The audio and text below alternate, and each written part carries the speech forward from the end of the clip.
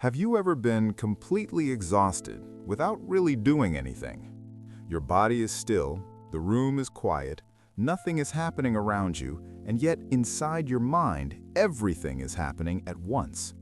You replay a conversation from earlier and wonder if you said the wrong thing. You imagine a future conversation that hasn't even happened yet, and somehow it already feels like a disaster.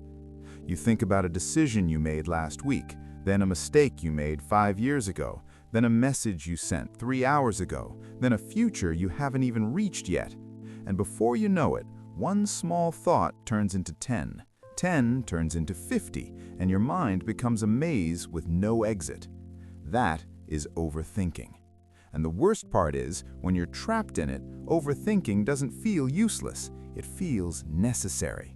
It feels like if you just think a little more, analyze a little deeper, replay it one more time, then maybe you'll finally feel certain, safe, prepared, in control. But that moment almost never comes, because overthinking doesn't usually lead to clarity.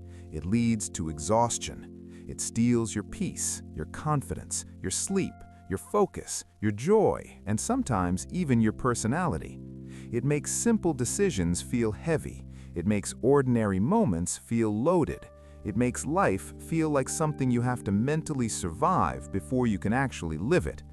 So in this video, we're going to talk about the psychology of overthinking, why your mind does it, why intelligent, self-aware, caring people often do it the most, why it feels productive even when it's draining you, and most importantly, how to break the cycle without trying to force your brain into silence.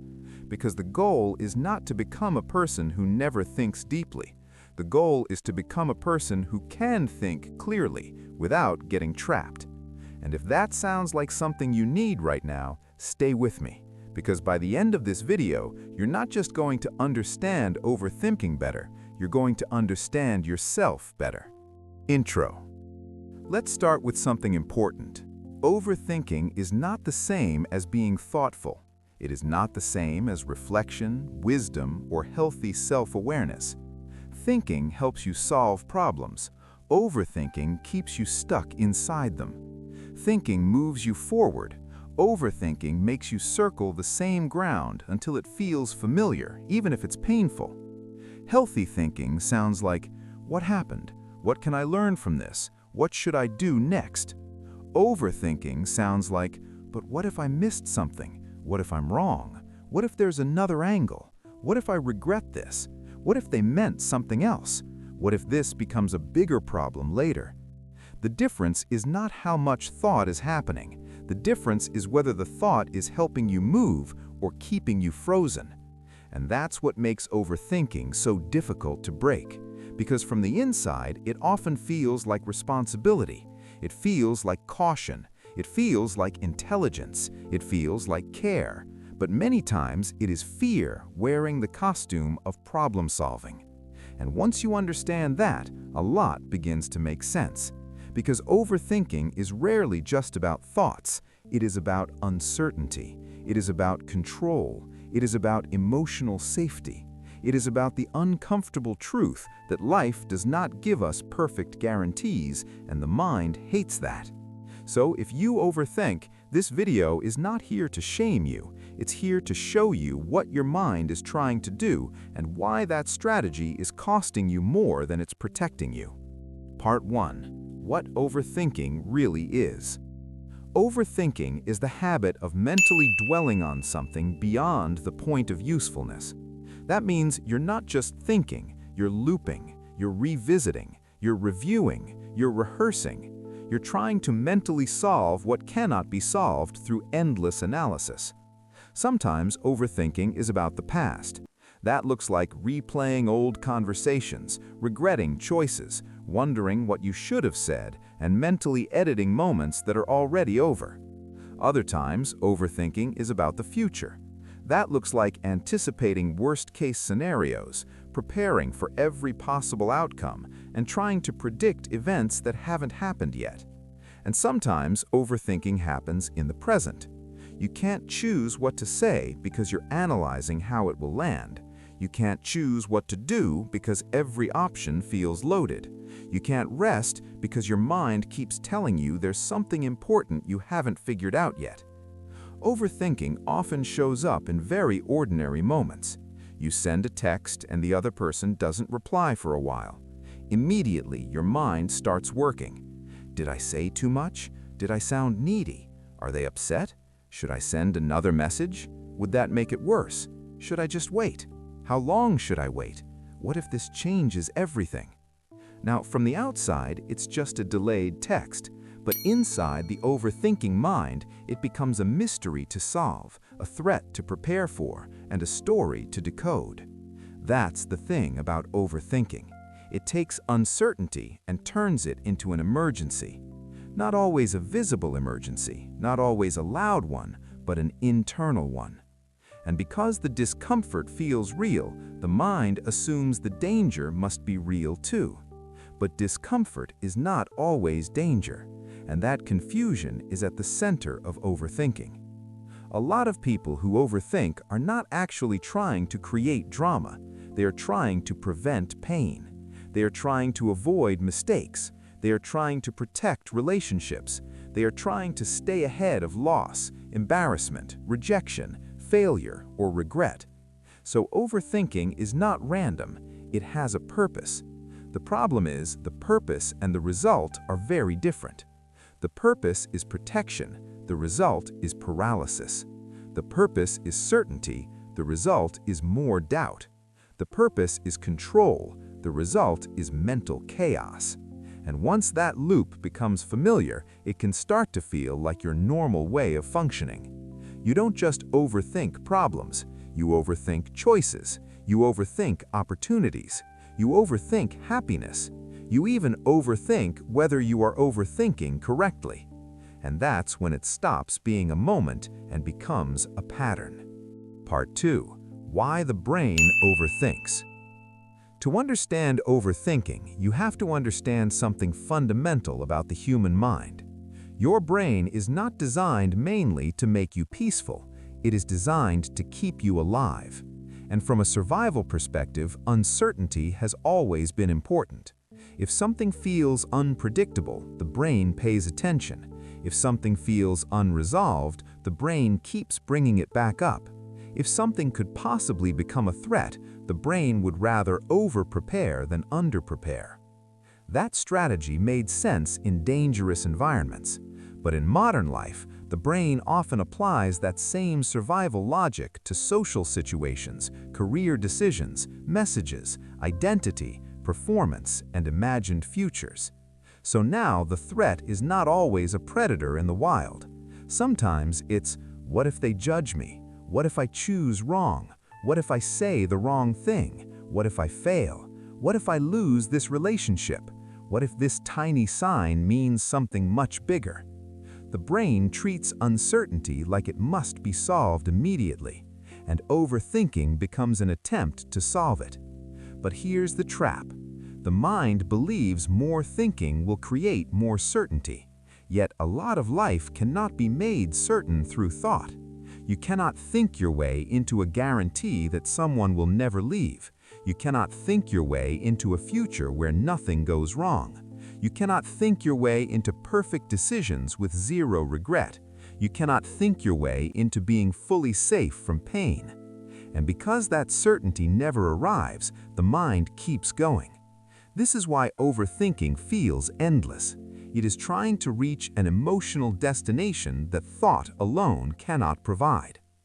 There are a few psychological reasons some people overthink more than others. One is anxiety. An anxious mind is always scanning for what could go wrong. It is hyper-aware. It notices details, patterns, shifts in tone, and possible risks. That can be useful, but when it becomes constant, every situation starts to feel loaded. Another reason is perfectionism. Perfectionism is not just wanting to do well, it is often a fear of mistakes, criticism, or not being enough. So the mind tries to think through every angle in order to avoid imperfection. But since no plan is perfect and no person is perfect, the thinking never ends. Another reason is past pain. If you've been hurt before, betrayed before, embarrassed before, rejected before, your mind may learn a very understandable lesson: never be caught off guard again.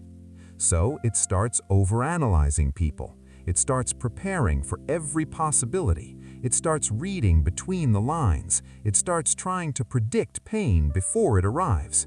And maybe that once felt protective, but eventually it becomes a prison. Another reason is environment. If you grew up in a space where mistakes had heavy consequences, where emotions were dismissed, where love felt unpredictable, or where you had to constantly read the room to stay safe, you may have learned to become mentally vigilant. You may have become someone who monitors, analyzes, anticipates, and self-corrects constantly. Again, that doesn't mean you are broken. It means your mind adapted. But an adaptation that once protected you can later exhaust you. And here's something else a lot of people don't realize. Overthinking is common in intelligent people. Not because intelligence causes suffering by itself, but because a sharp mind can generate more possibilities, more scenarios, more interpretations, and more what-ifs. A creative mind can imagine 10 futures. An anxious mind can turn all 10 into threats. That combination is powerful, but it can become overwhelming if you don't know how to direct it. So if you overthink, it doesn't mean your mind is weak. Very often, it means your mind is strong, but undisciplined in where it places its power. Part 3. The different forms of overthinking. Overthinking is not always obvious. Sometimes it looks like panic. Sometimes it looks like silence. Sometimes it even looks like responsibility. Let's break down some of the most common forms. 1. Rumination. Rumination is when you mentally replay the past again and again. You go over what happened, what was said, what you did wrong, what someone meant, what you should have noticed earlier, and what you wish you could change. This is especially common after conflict, embarrassment, rejection, or failure. You have one awkward interaction, and your mind creates a 3-hour documentary about it. You say something slightly off in a meeting and spend the rest of the night replaying your tone, your face, other people's reactions, and the possible damage. The problem with rumination is that it often feels like learning. But most of the time, after the first few useful reflections, it stops being reflection and becomes self-punishment. You are no longer gaining insight, you are reopening the wound. 2. Worry. Worry is future-focused overthinking. This is when your mind keeps simulating what could go wrong. Not just one possibility, but dozens. What if I lose my job? What if they stop loving me? What if I say the wrong thing? What if I make the wrong choice? What if I fail publicly? What if this tiny sign means something much bigger? Worry tells you it is preparing you, but many times it is not preparing you for life. It is preparing you for imagination, and imagination has no natural stopping point. 3. Decision paralysis. This form of overthinking is brutal because it makes even simple choices feel heavy. You compare options endlessly, you research too much, you ask everyone for input, you picture every possible outcome, you delay decisions because you want the perfect answer, and sometimes you delay so long that not choosing becomes the choice. This happens because overthinkers often attach too much meaning to decisions. They feel like every decision is a statement about who they are, what their future will become, and whether they are ruining their life without realizing it. So instead of choosing, they freeze. Not because they don't care, because they care so much that choice starts to feel dangerous. 4. Social overthinking. This one is deeply painful. It's when you constantly analyze how you're being perceived. You wonder, did I talk too much? Did I sound weird? Did they mean something by that look? Are they pulling away? Was that joke a mistake? Did I seem insecure? Do they secretly dislike me? Social overthinking turns relationships into puzzles. Instead of being present with people, you start monitoring yourself in real time. You become actor, audience, and critic all at once. And afterward, you replay the whole scene. This is exhausting, and it often makes connection feel harder than it needs to be. 5. Existential overthinking. Some people overthink not just situations, but life itself. Am I on the right path? Am I wasting my potential? What if I'm behind? What if I never become who I'm supposed to be?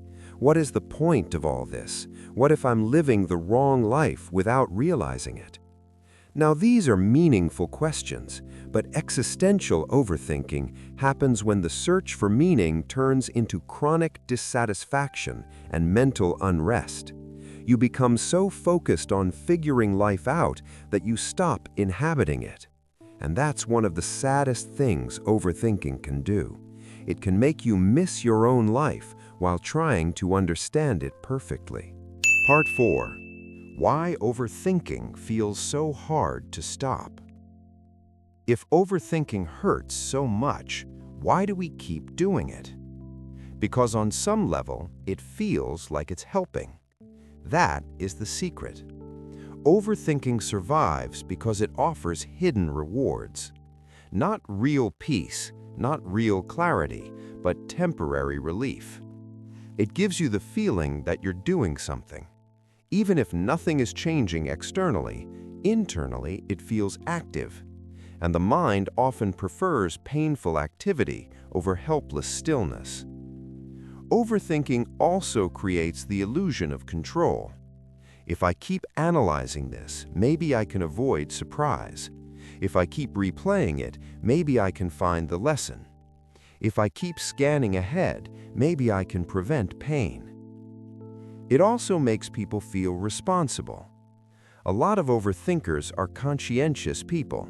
They care deeply. They don't want to hurt others. They don't want to make careless choices. They don't want to miss warning signs. They don't want to fail people they love. So overthinking starts to feel like proof of caring, as if not obsessing means not taking life seriously. But there is a difference between caring and spiraling, and overthinking often blurs that line. It can also become part of identity. Some people begin to see themselves as the one who thinks deeply, the careful one, the prepared one, or the self-aware one.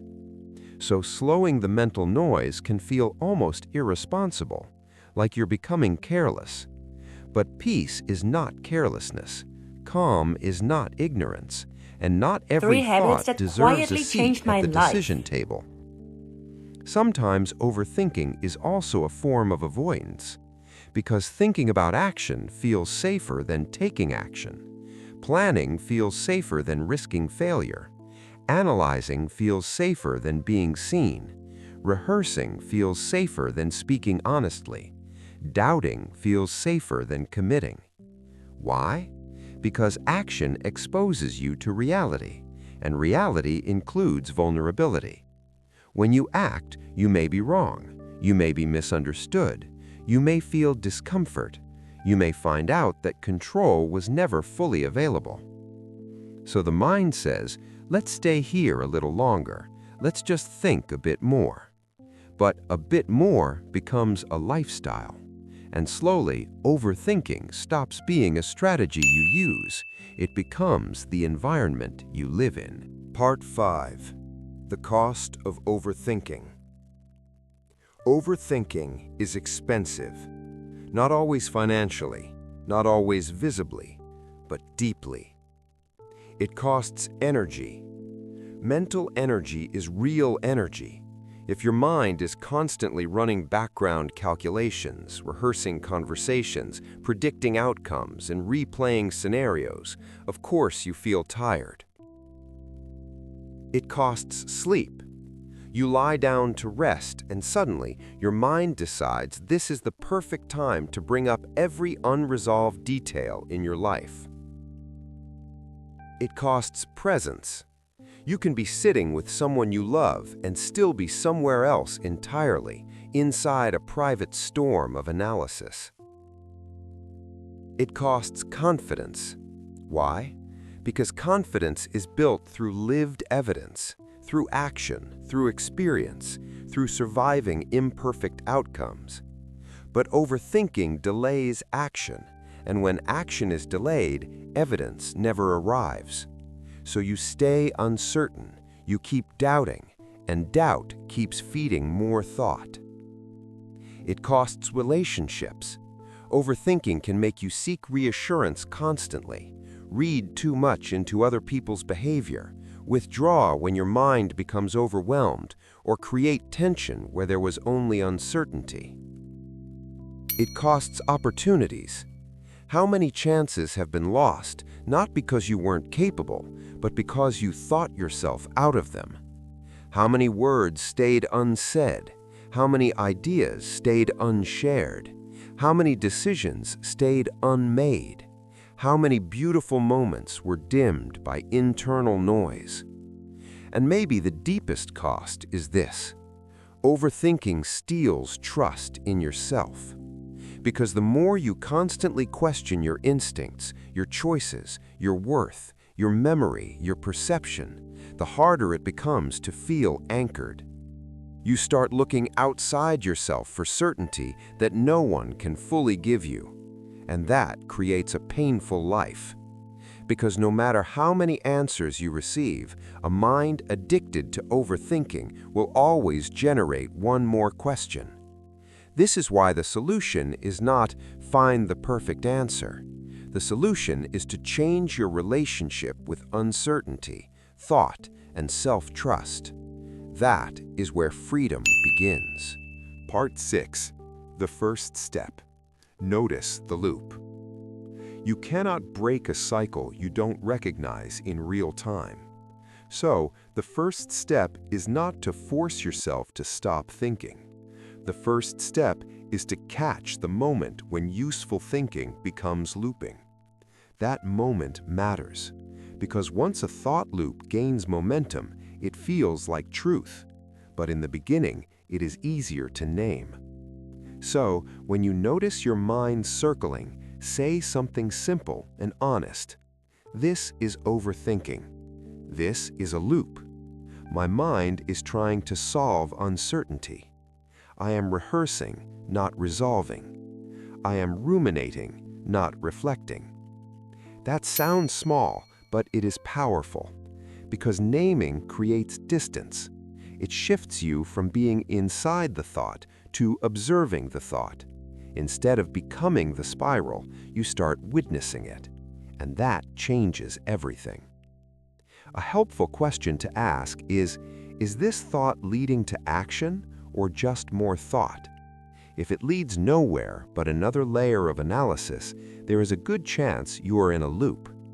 Another useful question is this a real problem to solve right now, or a possibility I am trying to control? That question alone can save you hours. Because many overthinking loops are not about actual problems in the present moment. They are about imagined futures, incomplete information, or emotional discomfort that the mind wants to escape. Another question: what is the next concrete step, if any? Not the perfect plan, not the 5-year answer, not the full emotional resolution, just the next concrete step. If there is one, do it. If there isn't, more thinking is probably not helping. One of the best practices for overthinkers is to stop treating every thought like an instruction. A thought appearing in your mind does not mean it deserves attention. A fear appearing in your mind does not mean it is a prophecy. A doubt appearing in your mind does not mean it is wisdom. Thoughts are mental events. Some are useful, some are noise. Some are old survival habits wearing new clothes. Learning to notice that without immediately obeying it is the beginning of mental freedom. Part number 7. Calm the body, or the mind will keep lying to you. A lot of people try to solve overthinking purely with logic. They argue with their thoughts. They reason with them. They look for better explanations. Sometimes that helps, but often it doesn't work because the issue is not just cognitive. It is physiological. A dysregulated body creates an overactive mind. When your nervous system is activated, your thoughts become louder, faster, darker, and more convincing. Everything feels more urgent. Everything feels more personal. Everything feels more dangerous. This is why you can feel fine in the morning and then catastrophize at midnight. Not because the facts changed, because your state changed. So one of the most underrated ways to stop overthinking is to regulate your body first. Slow down your breathing, especially your exhale. Unclench your jaw. Relax your shoulders. Stand up and walk. Splash cold water on your face. Step outside. Feel your feet on the ground. Move the energy instead of just mentally wrestling it. This is not shallow advice, it is foundational, because an anxious body will always manufacture anxious thoughts to match its state. And once the state softens, the thoughts often lose intensity. This is also why basic things matter more than people admit. Sleep matters. Caffeine affects some people more than they realize. Constant scrolling floods the mind with stimulation. Too much information gives the overthinking brain endless material to chew on. Sometimes what looks like a deep psychological crisis is a severely overstimulated nervous system mixed with an unresolved fear pattern. So before you assume every thought deserves deep analysis, ask, am I tired? Am I overloaded? Am I emotionally activated? Am I hungry? Have I been on my phone for 3 straight hours? Have I been isolated too long? Am I trying to think my way out of a body state? You would be surprised how many spirals weaken once the body feels safer. Not solved forever, not magically erased, but softened enough that you can choose differently. And that's important, because you do not need to wait until every fear disappears. You only need enough space to respond instead of react. Part 8. Separate solvable problems from unsolvable uncertainty. This might be the most practical shift in the entire conversation. Not everything your mind worries about can be solved. Some things can only be faced. Some things can only be tolerated. Some things can only be lived through. Overthinkers often treat all uncertainty like a problem to solve. But uncertainty is not always a problem. It is often just part of being alive. So divide your mental concerns into 2 categories. Category 1, solvable problems. These are things you can actually do something about. You need to send the email. You need to apologize. You need to make the appointment. You need to study. You need to prepare for the conversation. You need to review your finances. You need to choose a deadline. For these, the answer is not more endless thought. The answer is one defined action. Category 2, unsolvable uncertainty. Will this person always feel the same way about me? Will this choice turn out perfectly? Will people judge me? Will I regret this? Will life go exactly as I hope? These questions cannot be solved in advance. They can only be carried with courage. And this is where overthinkers suffer the most because they keep demanding guarantees from reality that reality does not offer. So a powerful practice is to say, if this can be solved, I will take one step. If this cannot be solved right now, I will practice allowing uncertainty to exist without feeding it. That sounds simple, but it is a profound act of maturity, because emotional strength is not the ability to eliminate uncertainty. It is the ability to remain grounded in its presence. One helpful tool is the phrase, maybe, and I can handle it. What if they judge me? Maybe, and I can handle it. What if this doesn't work out? Maybe, and I can handle it. What if I choose wrong? Maybe, and I can adjust. That phrase is powerful because it stops the mind from demanding impossible certainty while still honoring your ability to cope.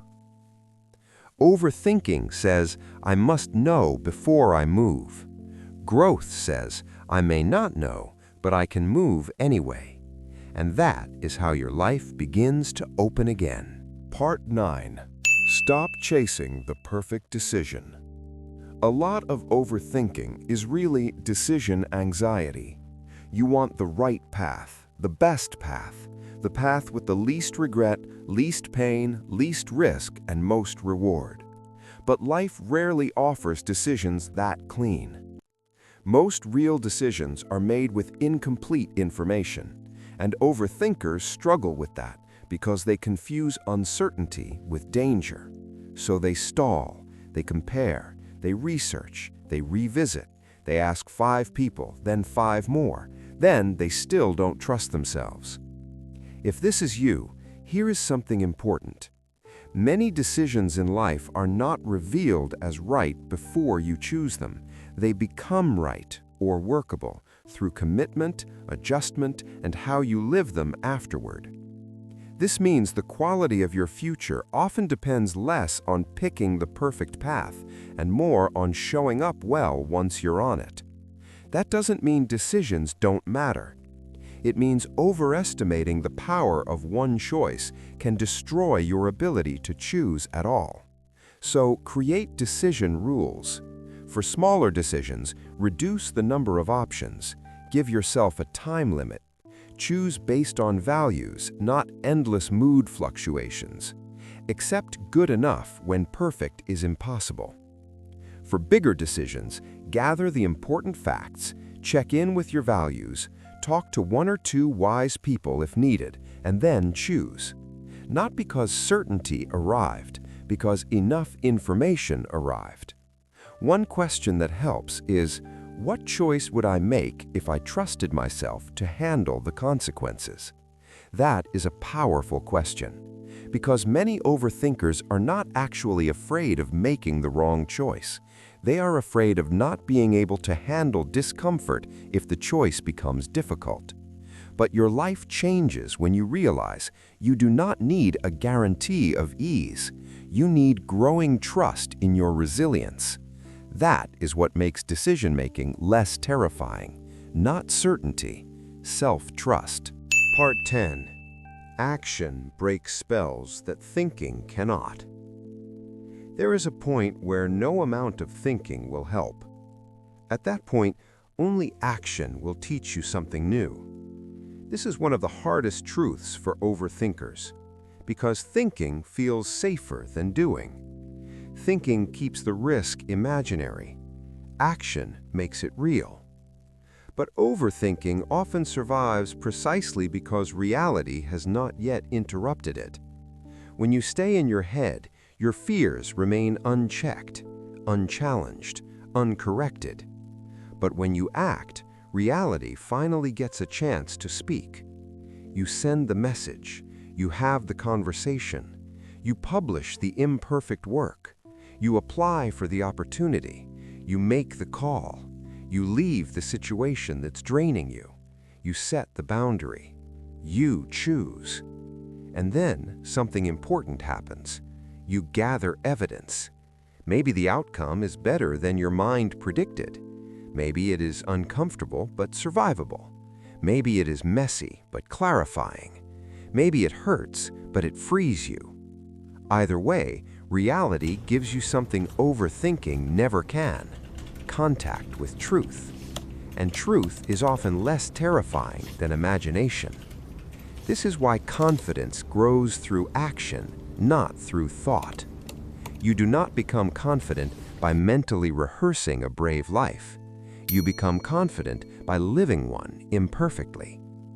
So when you feel stuck in a loop, ask, what action would create information? Not what action would remove all fear. Not what action would guarantee This the is your best sign result. to slow down. What action would give me real information? Because action turns abstract fear into concrete feedback. And concrete feedback is easier to work with than endless possibility. Start small. Tiny actions matter. If you overthink social judgment, speak once without over-editing yourself. If you overthink work, submit the draft. If you overthink relationships, ask the honest question. If you overthink choices, pick one next step and do it today. You are not trying to become reckless. You're training your mind to learn that uncertainty can be met, not just mentally chased. And that is how the cycle weakens, one acted upon moment at a time. Part number 11. Change your relationship with thoughts. One reason overthinking feels so powerful is because people assume thoughts are deeply meaningful by default. But not every thought is insight. Some thoughts are fear. Some are habit. Some are old memories trying to protect you. Some are just mental noise passing through. A major turning point comes when you stop asking, how do I get rid of this thought? And start asking, how do I relate to this thought without becoming trapped by it? That is a huge shift. Because fighting thoughts can actually make them stronger. If I tell you not to think about something, your mind often goes straight to it. So instead of wrestling every thought, try observing it. You can say, I notice my mind is predicting. I notice my mind is replaying. I notice my mind wants certainty. I notice my mind is telling a fear story. That language matters because it reminds you that you are not the thought. You are the awareness noticing the thought. This is where mindfulness becomes powerful, not as a trend, but as a skill. Mindfulness is not about having no thoughts. It is about not being dragged away by every thought that appears. Your mind can say, what if this goes wrong? And instead of following it into a 30-minute spiral, you notice, there's the fear again. No panic, no dramatic reaction, no instant obedience, just awareness. The thought may still be there, but your relationship to it changes, and that changes its power. Another practice that helps is self-compassion. A lot of overthinkers are incredibly hard on themselves. They judge their thoughts, judge their anxiety, judge their indecision, judge how long it's taking them to heal. But shame makes the mind louder. Compassion makes it safer. So instead of saying, why am I like this? Try, my mind is trying to protect me, even if it is doing it in an exhausting way. That doesn't mean you surrender to the pattern. It means you stop turning the pattern into a reason to attack yourself. Because healing happens faster in an atmosphere of honesty and kindness than in an atmosphere of self-contempt. Part 12. The deeper root. You may be addicted to certainty. Let's go deeper. At the center of overthinking is often one desire: certainty. You want to know where you stand. You want to know what people mean. You want to know what will happen. You want to know you are safe, loved, right, enough, and not about to be blindsided by life. That desire is human, But when certainty becomes a psychological requirement, suffering expands. Because life is not built on certainty. Relationships are uncertain. Dreams are uncertain. Health is uncertain. Outcomes are uncertain. People change. Feelings change. Circumstances change. You change. If your peace depends on life becoming fully predictable, peace will always stay just out of reach. So breaking overthinking is not only about reducing mental loops, it is about building tolerance for uncertainty. That means learning to say, I do not know everything. I cannot control everything. I cannot prevent every painful possibility, and I can still live. That is strength. Not the strength of control, the strength of openness. This is what mature peace looks like. Not nothing bad will happen, but whatever comes, I will meet it as myself. That kind of peace is quieter than certainty, less dramatic, less addictive, but much more stable. And it changes the whole game. Because once you stop making certainty the price of peace, the mind has less reason to keep bargaining. Part 13. Practical tools to break the cycle in daily life. Now let's bring all of this into daily reality. If you really want to reduce overthinking, you need practices, not just insight. Here are some of the most effective ones. 1. Set a worry window. Instead of allowing worry to take over the whole day, give it a container. Choose 15 minutes, same time each day if possible. When anxious thoughts show up outside that window, tell yourself, I will think about this during my worry window. At first, your mind won't like it, but over time, it teaches your brain that worry does not get unlimited access to your day. 2. Write, don't swirl. Thoughts feel bigger in the head than on paper.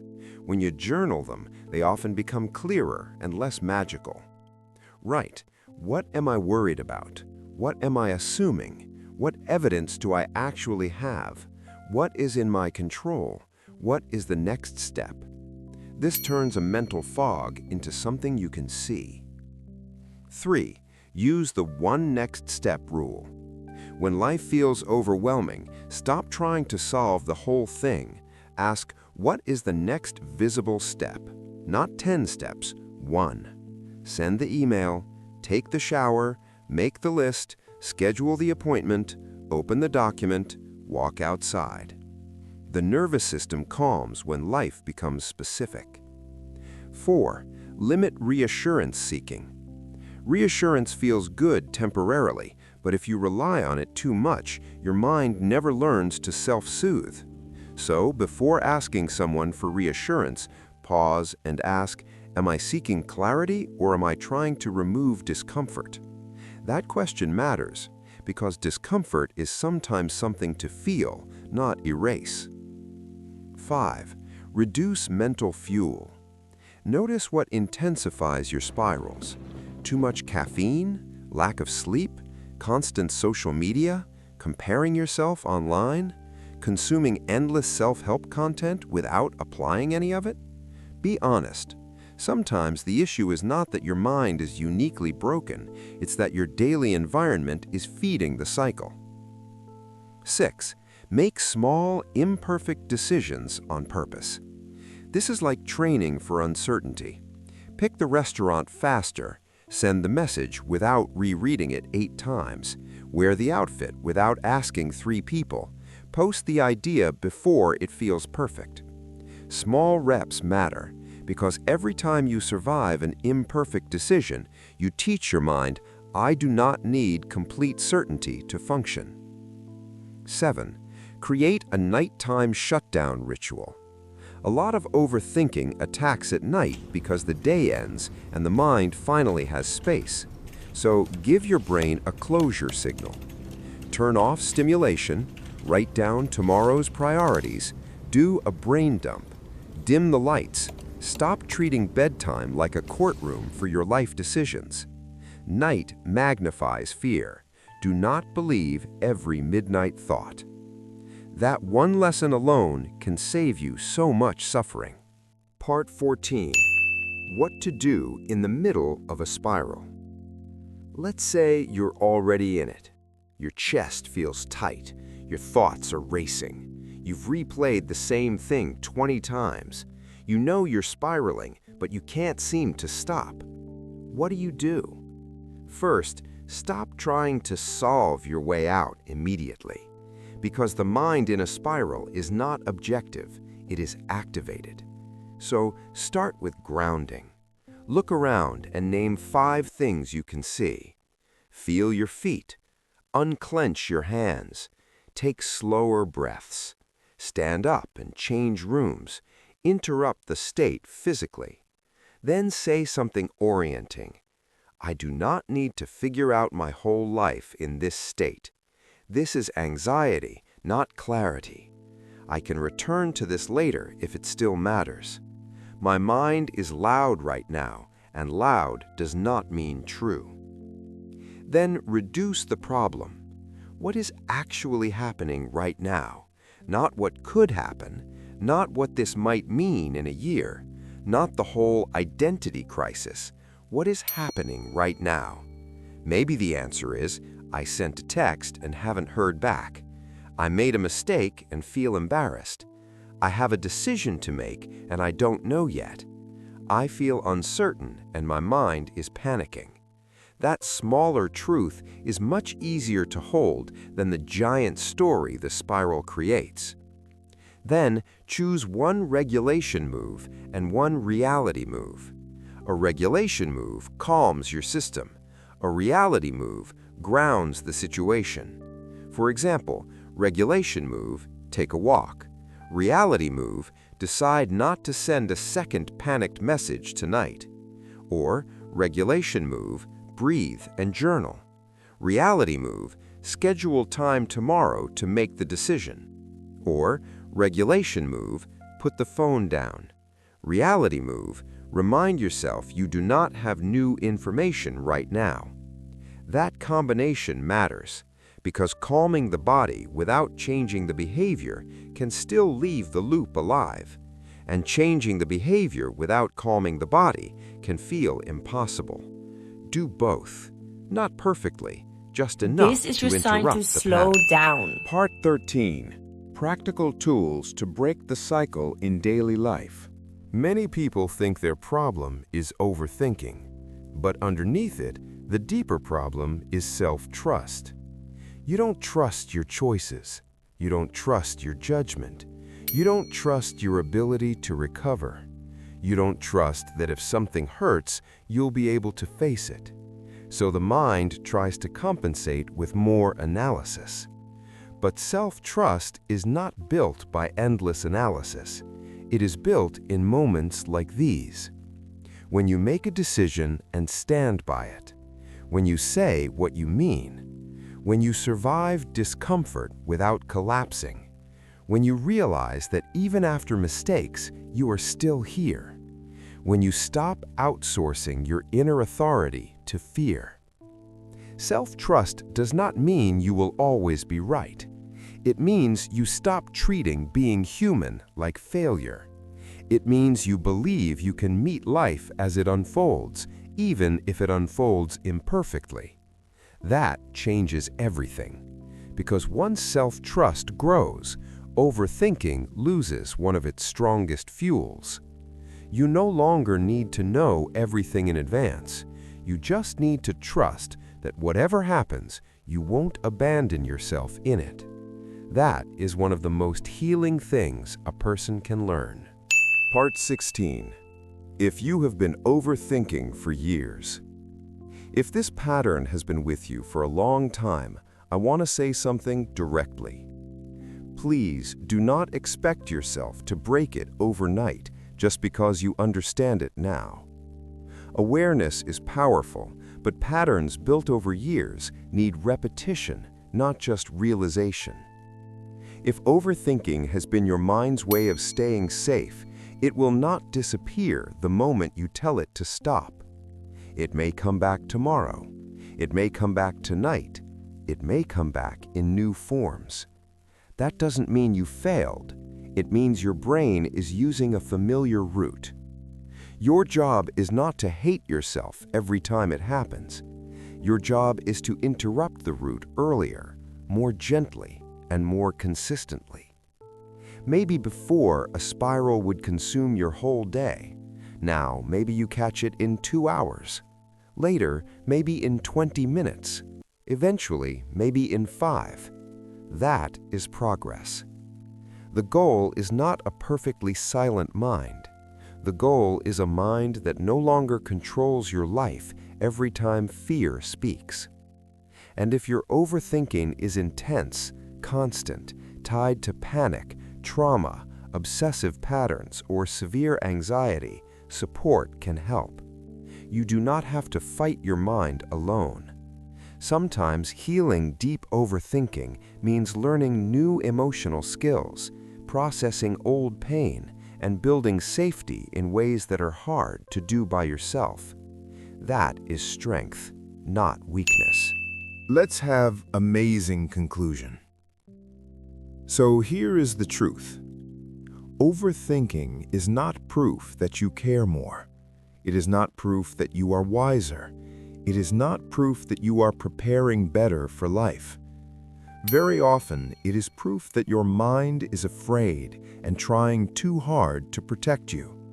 And maybe that protection made sense once. Maybe there was a time when scanning, anticipating, self-correcting, and mentally rehearsing helped you survive something. Maybe it helped you stay accepted. Maybe it helped you avoid mistakes. Maybe it helped you feel less quietly powerless. Changed my life. But not every strategy that once protected you is meant to guide the rest of your life. Some patterns are shelters, and some shelters quietly become cages. That is what overthinking does. It offers protection, but it charges you with your peace. It tells you, just think a little more and then you can rest. But rest keeps moving further away. It tells you, just figure it all out and then you can live. But life is happening while you are still trying to figure it out. And at some point, you have to make a decision, not about every problem, not about every future, not about every person. A decision about how you want to live with your own mind. Do you want to spend your life waiting for perfect certainty? Or do you want to build the kind of inner steadiness that lets you move even when certainty is absent? Because that is the real freedom. Freedom is not having no thoughts.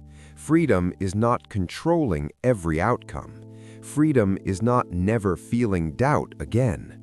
Freedom is being able to hear the noise in your mind without handing it the steering wheel. Freedom is saying, I see you, fear. I know you are trying to protect me, but you do not get to run my life. Freedom is choosing action over endless analysis, presence over prediction, trust over obsession, living over looping. And the beautiful thing is this change does not begin in some dramatic future moment. It begins the next time your mind starts spiraling and you pause long enough to say, this is the cycle. Then maybe you breathe. Maybe you put the phone down. Maybe you stop asking the same question for the 10th time. Maybe you take one small action. Maybe you let uncertainty exist without chasing it. Maybe you choose not to abandon yourself just because your mind got loud. And that small moment, repeated enough times, becomes a new life. A calmer one, a clearer one, a more grounded one. Not because life suddenly became certain, but because you finally stopped demanding certainty before allowing yourself peace. You don't need to solve every possibility. You don't need to decode every silence. You don't need to prevent every mistake. You don't need to earn rest by mentally exhausting yourself first. You are allowed to put the burden down. You are allowed to trust that peace is not found at the end of perfect analysis. It is found in the courage to live before all the answers arrive. And if you remember nothing else from this video, remember this: your mind may speak in fear, but your life does not have to answer in fear. That's how the cycle breaks, and that's where your freedom begins.